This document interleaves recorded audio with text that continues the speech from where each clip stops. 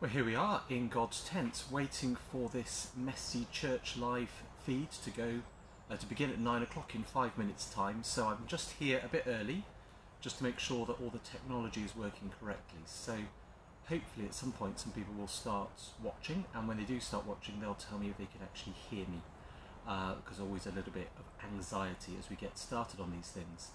It'd be lovely to see who's watching and where people are watching from as well.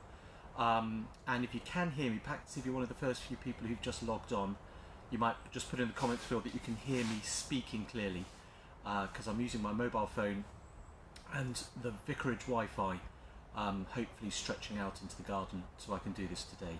So it'd be good to know that the technology's working.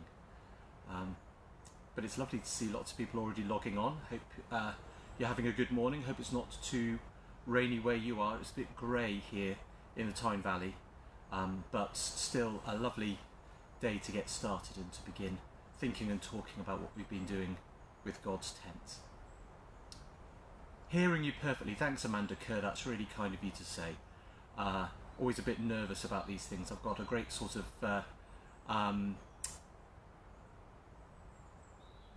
in Leicestershire. Great, thanks, Linda. That's great to hear from you as well. And the Messy Church HQ has already checked in as well. So I know that Big Brother is watching as well, or, you know, Big Sister, in that sense as well. So it's lovely to be with you this morning, making sure that everything's working correctly. I say a slightly grey morning here in the Tyne Valley, but lovely to have people from Leicestershire and Nottingham as well. And New Zealand, wow. Hi, Diane from New Zealand, that's great. I'll try to make sure I say hello to people as they pop up on the feed. But I'm using my mobile phone, so it depends on me squinting a little bit at the screen as I talk along, as we gather this morning. Or this afternoon, or probably this evening for Diane in New Zealand. I'm not quite sure where you are in the day, probably before us or ahead of us. I always get very confused by those things. Oh, and South Wales. Hi, Chris. That's land of my mother. Spent many happy years driving up and down the Welsh Marches to go and visit family in Caerphilly, or near Caerphilly, Bedwas. So somewhere that feels like home for me. Yeah, sorry, Lucy, I didn't mean to be naughty about that. Definitely a big sister, or a loving sister, not Big Brother. Definitely not Big Brother.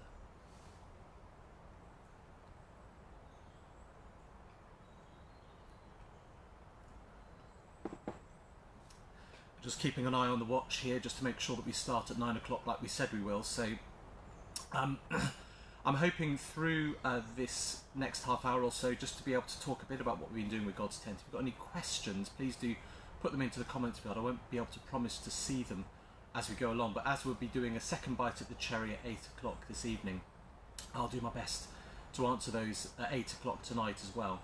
But also, if there are specific questions in the comments field, I'll spend a bit of time today just going through the comments and just making sure that I've picked up all those comments as best I can as well. South Africa, wonderful. Northeast Scotland, wonderful.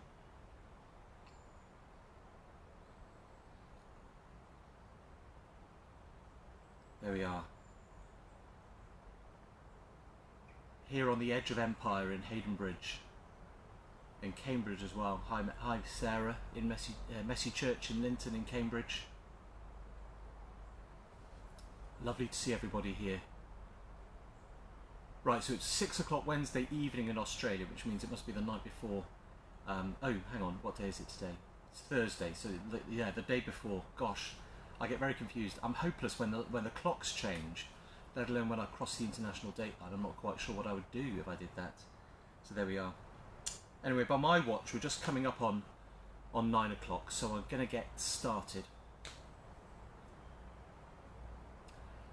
So it's really wonderful to be with you this morning. My name is Benjamin Carter. I'm the vicar of two parishes, formerly known as the Benefice of Haydenbridge and Beltington with Henshaw, but we call them the parishes by the Wall because if you know the north of England and if you know Hadrian's Wall, they take in all the best bits of Hadrian's Wall. So Housesteads and Vindelander, Sycamore Gap, High Shield Crags and all those bits there, as well as two decent-sized villages in the Tyne Valley and quite a lot else beside that. But I've been asked to come and chat to you this morning from what we call the parishes by the Wall to talk about God's tent, which is a new way of being church that we've been exploring in the parishes by the wall over the last few years. And so it seems fitting, as we're gathered in God's tent, we are in the tent this morning, to begin with the prayer that we always begin our pitchings of God's tent with. So when God led Moses through the wilderness, God pitched his tent among us. And when God made David his great king, God pitched his tent among us. And when God came to be with us in Jesus, God pitched his tent among us. And here, in Hayden Bridge, but also everywhere you are today, as we gather on Messy Church Live, God pitches his tent among us. So, what is God's tent? Well, God's tent is a new way of being church, exploring God in creation. And I always like to try and start talking about God's tent by talking a little bit about how we got here. And the way I do that is I talk about the story from the book of Acts, from Acts 8, of Philip and the Ethiopian eunuch, because in a funny way, the shape of that story helps tell something of the shape of how we ended up pitching a 6-metre bell tent in the wilds of Northumberland week after week, month after month over the last 3 years or so, as we've been exploring this idea of God's tent. And the first part of that story is that Philip is called by the Spirit to go out and proclaim the gospel.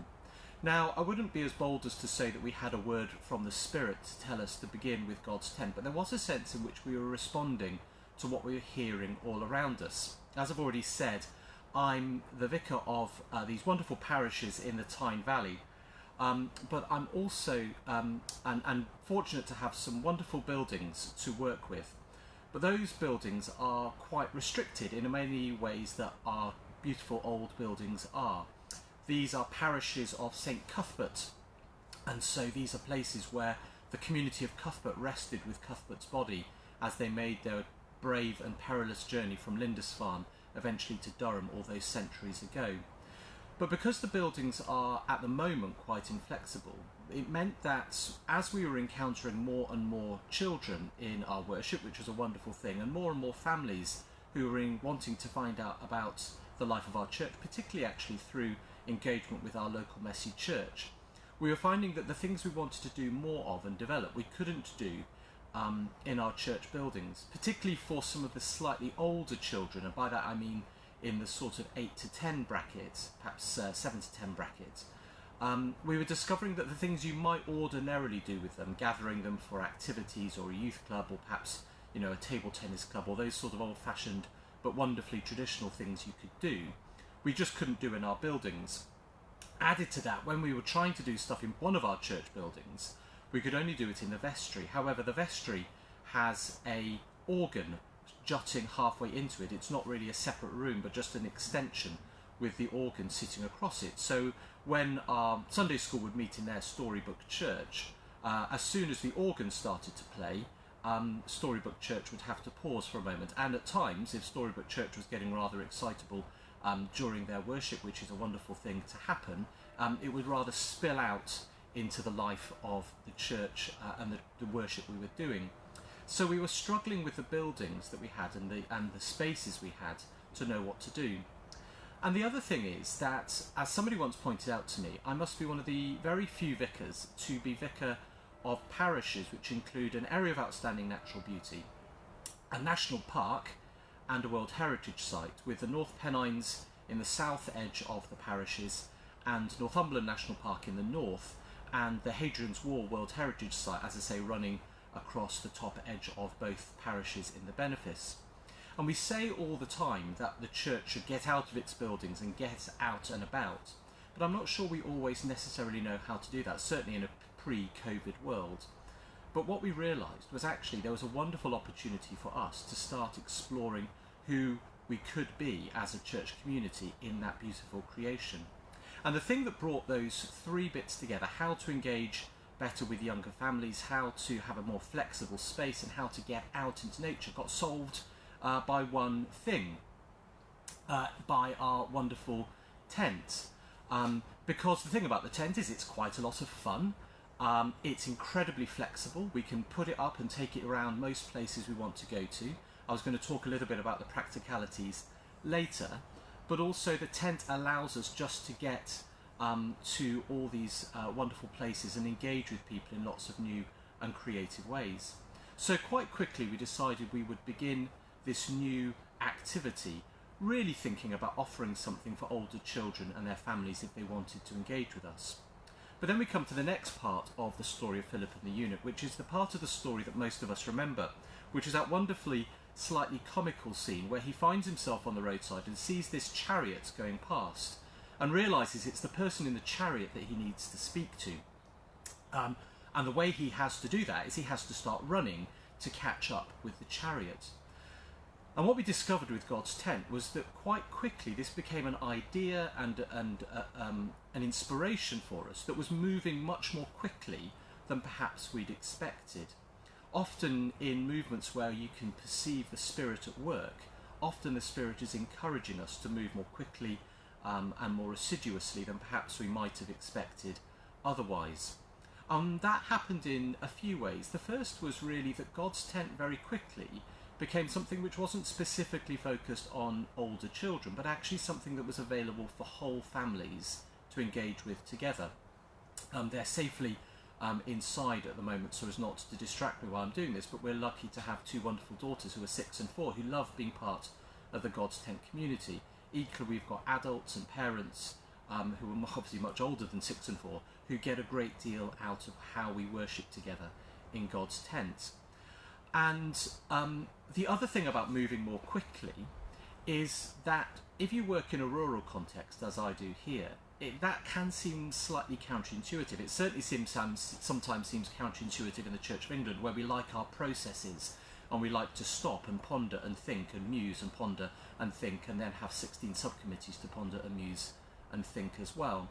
And actually in rural contexts there's a view that somehow we slow our heart rates down and we move at the slower and more stately pace of rural life, and there is some truth in that. However, in rural contexts and small contexts, often we have to move more quickly than we would expect. We had an opportunity, particularly with the young families we were engaging with, that if we didn't engage with them in the next 6 months or so, as I perceived it about 3 years ago, they would evaporate away into other activities and other forms of community. And so we had to move very quickly to engage with them. So God's tent very quickly became something which was a fully formed expression of church in its own right, not just this thing we did over there. And within a year of God's tent, we baptised new believers in the Tyne, so we pitched the tent by the river and had a baptism in the river, and they then moved into formal confirmation within the life of the church. And we work very hard to make sure that what we do in God's tent works in complete sympathy with our inherited models and patterns of church here in the parishes by the wall.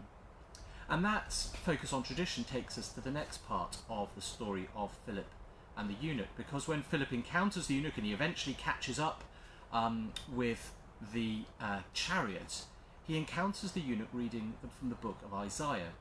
And actually it's Philip recognising the tradition that the eunuch was coming from, that this man was coming from, and saying, let me tell you about that tradition, let me tell you about that truth fulfilled in the person of Jesus Christ. And it's really important for us as we work through God's tent that we're always working with the grain of the tradition that we've inherited. I'll talk again a little bit about that as we talk about the kind of pitchings that we do. But we're very careful to make sure that what we do is about engaging with the deep stories of creation, the deep stories received and revealed to us in Scripture, but also the deep stories of Christian faith and the patterns and experiences of Christian faith as we've received them through the spiritual wisdom of the world around us. And then the final part of the story is perhaps the most mystifying, is that point at the end of the story after Philip has baptized this man. He is then spirited away by the Spirit and jumped, I think, about 9 miles away or so. Now that hasn't yet happened to one of the leaders of God's tent, but what we've discovered is part of the task of God's tent is to create a space and to create a place in which people can gather with one another and with God. And then part of our task as the leaders is actually to get out of the way. particularly in a pre-COVID world, family life was very busy, very cluttered, very full of stuff, and even families who would regularly meet on a Sunday morning in church often would hurry from that to the next thing. There is something slightly timeless about the tent. There is perhaps a slightly kind of Enid Blyton shtick about it, or the glamping feel, but there is a sense in which the tent is a time out of time, and so when we pitch, just for that hour, families are invited just to be with each other and be with the other people who've gathered in the tent. And so the conversation is created, and then they continue that conversation themselves. And some of the most exciting things we've heard is when we've heard that families have carried on that conversation in the car on the drive home, or at home when they've finished. That actually what we're doing is creating a space in which those conversations and places can happen for people. Perhaps as we restore our world after this COVID interruption, we might refine something of that in our daily lives, and that space and pause that some of us have been blessed to find through this period of lockdown. But we think we perhaps spotted some of that possibility a little earlier than this pandemic in our pitchings of God's tent. So that is how we began pitching God's tent just over about 3 years ago here in the parishes by the wall. And as we pitch each month, it's taken us a little while to think about how best to tell the stories that we're encountering. And the way we do that is that we focus very deeply on a Bible story at the heart of what we do and how we meet God in that place. There are lots of books about finding God in creation, and they're wonderful books and wonderful resources, but many of them talk about creation being the second book of Revelation, and that is of course true, and you can't be helped but be wondered by the glory of creation if you live somewhere like I'm very fortunate to live here. But I'm very keen and very important to stress that for me the first book of Revelation is the Bible, and therefore we start with a Bible story, and often it's a Bible story that we're encountering in our inherited worship at that time, or through the seasonality of the year that we are part of. And then we think, well, how can we explore that story in creation? And the way that we find to explore that story in creation is often by taking a pattern of spirituality or faith from the wider Christian tradition and using that to help us relate with creation all around us. So a good way of talking about this is how we talk about the parables and Jesus' parables, wonderful, complex, nuanced and nutty stories that Jesus gives us to understand our faith. And one of them is the story of the wise and foolish builders. And the way that we've explored that in God's tent is we've gathered people in the tent, and then I've read the story of the wise and foolish builders, or one of the leaders has read the story of the wise and foolish builders. And then we say, well, the thing about being a wise and foolish builder is you can think about it, but the most important thing is to go and do it. And then we go into some woods where we've pitched near, and we build dens in groups and have lots of fun for about 45 minutes or so, building our dens. And once we've built the dens and gone and looked at each other's dens and marvelled at all the stuff that we've done, we then come back into the tent and I read the story again. And I say, well, if we're a wise or foolish builder, what made us wise builders of our tents? And people will say, well, we worked together, or we thought carefully about the space that we created, or we made sure that we were protected from the elements, or we made sure there was space for everybody. All those things that you would do if you were building a really, really good den.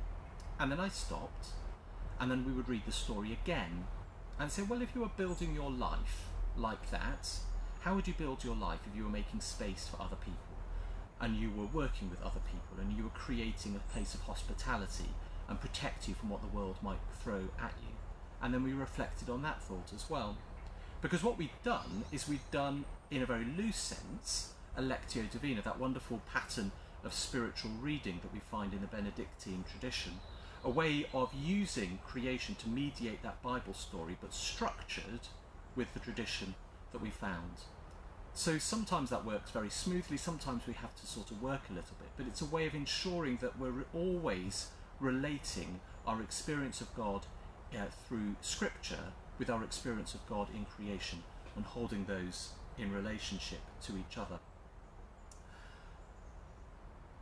perhaps I might just ask, I'll try to answer what I think are a few sort of straightforward practical questions that people always ask me about God's tent. So what is God's tent? Well, God's tent is a 6-metre bell tent. It lives in the garage at the vicarage, and it does cost a little bit of money to get established. The tent and all the stuff that we've used for our ministry through God's tent probably cost us about £1,000, which is no small amount of money. And we were very, very aware of that. And we were very lucky in these parishes to have a little bit of money in mission funds that we were able to use for that. I would say, though, that that investment has paid itself back, I wouldn't say 100-fold, but certainly countless times, partly in the ministry of God's tent itself, but also because this becomes a wonderful space in and through which we can engage with the wider community. I often describe the tent as like a giant dog collar.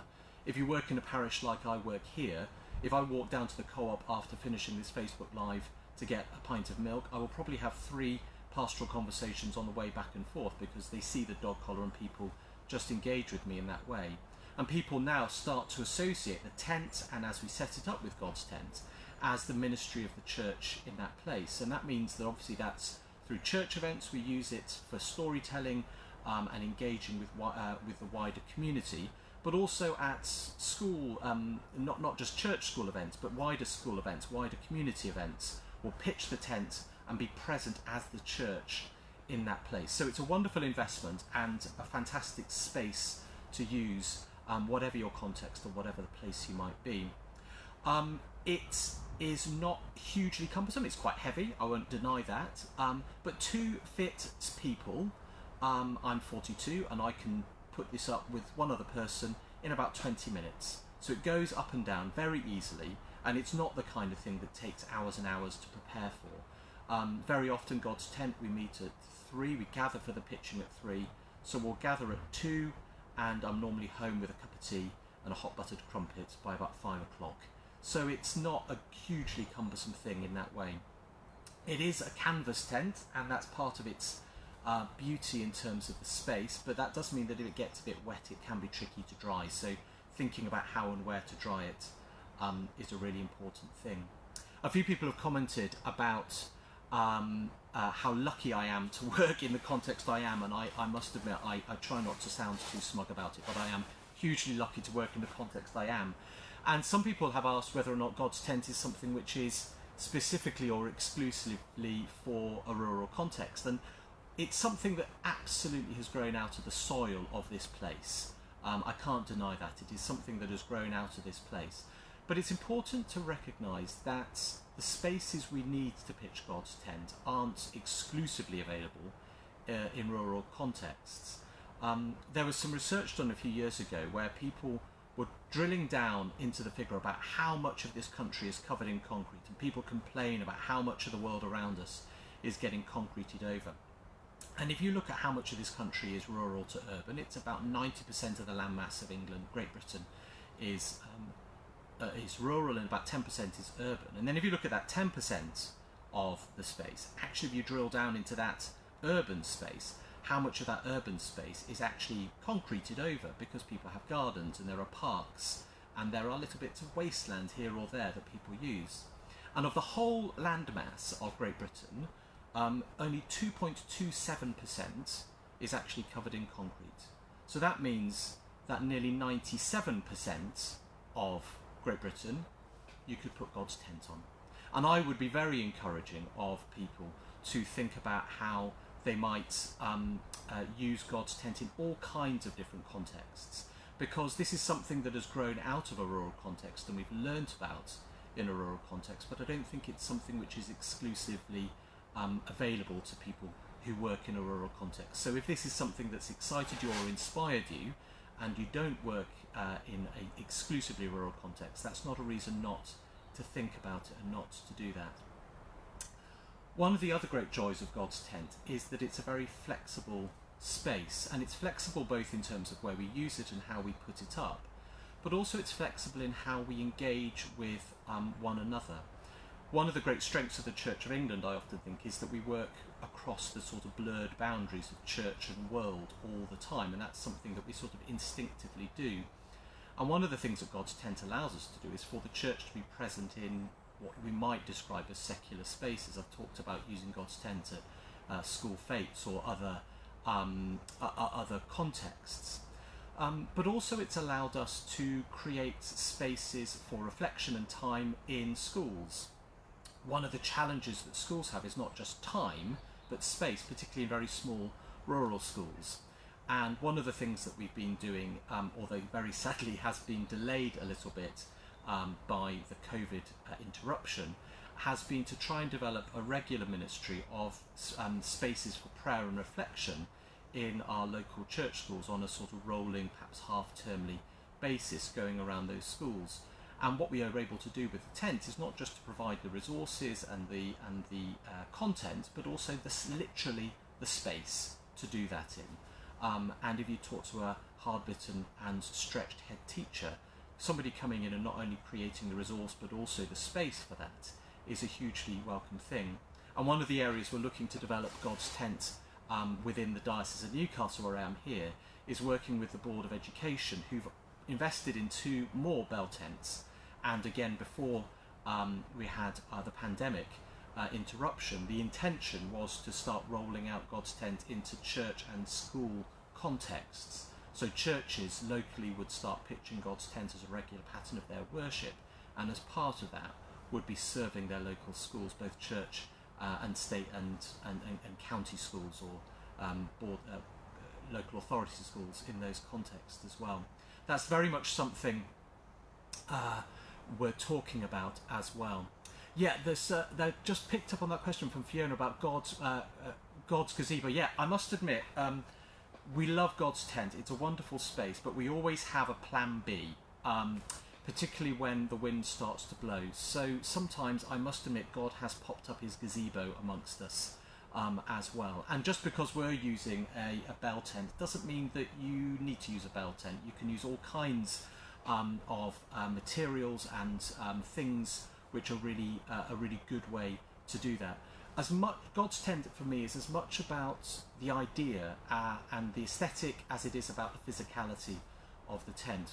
This has worked perfectly for us and has been a really wonderful way of doing it.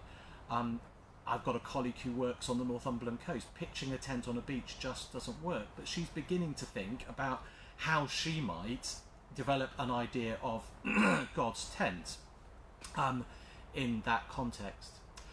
Paul's asking about pupil numbers. So for God's tents, in terms of the space we have here, I think the most we've ever had in the tent was probably about 25 for a pitching itself. That's adults and children. And when we've been engaging with the schools, we're normally thinking about class sizes as a sort of engagement. So when we've structured it for a day with the school, we've often brought it in a class at a time. Now, obviously, for very small rural schools, those are often mixed age group classes, almost always mixed age group classes, but sort of 20 to 30 would work very well. And if you look on the website, which I think has been shared, there's a video of how we've done some work on that. We're just coming towards the end of this half hour, which has raced by, which has been really wonderful. And I just wanted to reflect a little bit about what God's tent is for me. God's tent is many things, but God's tent is God's tent is about Jesus, which sounds like a really obvious thing, because surely the church should always be about Jesus, but you would be surprised how often you find that the church isn't always about Jesus. And it's about Jesus because of the way we do our worship and how we reflect in things, but also God's tent is about Jesus because of the tent. Most of you will have been bored at midnight mass by a preacher reminding you that when John in the prologue to John uses the word skenou for lived among us, it was a pun on the word skene, meaning tent, because when God came to be with Jesus, God pitched his tent among us, reflecting back to that image of the tent of meeting from the story of the Exodus. But it's a really important image of who God is for us. At the beginning of the lockdown, and people were getting very anxious about church buildings and whether or not we could go into church buildings, I, in a rather intemperate moment, tweeted out we are living in a wilderness, and in the wilderness God calls us to worship in tents and not temples.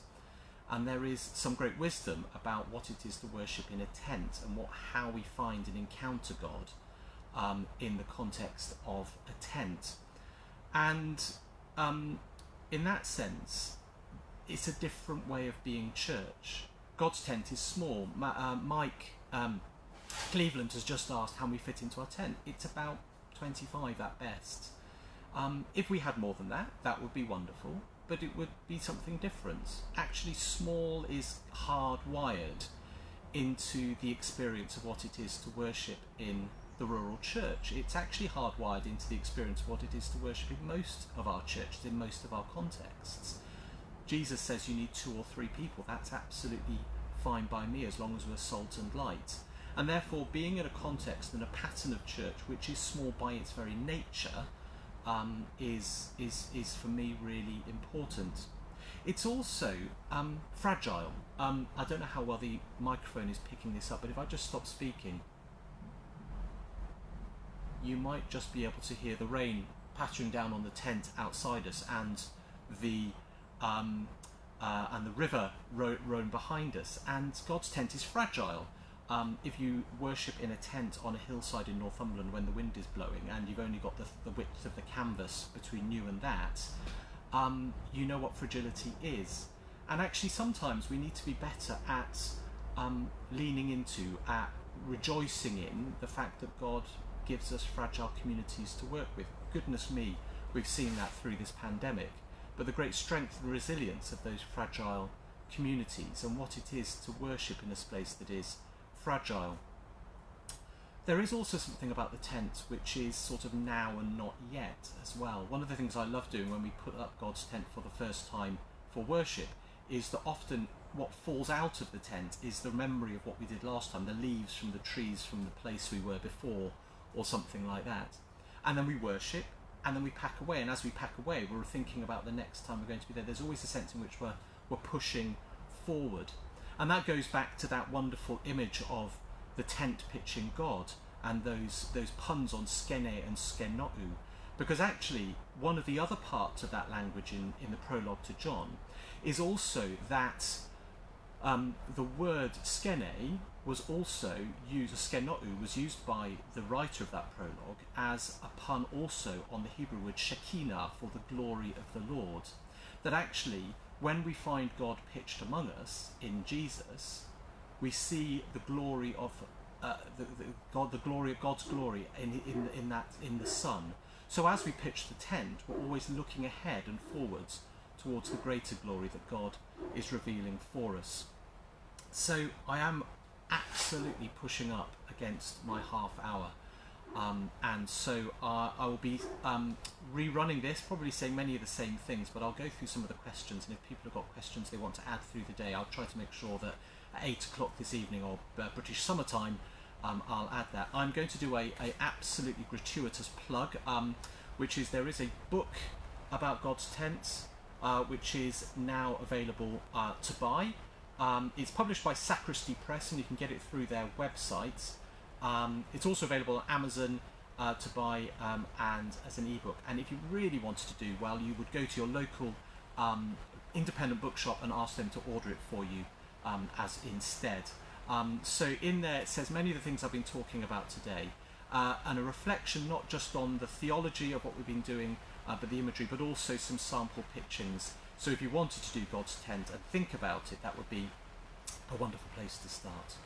But as my half hour comes to a close, I'm going to finish, as I started, with a prayer, but finish with the prayer that we use as we finish our worship in God's tent. So may God the Father be with us as we leave his tent.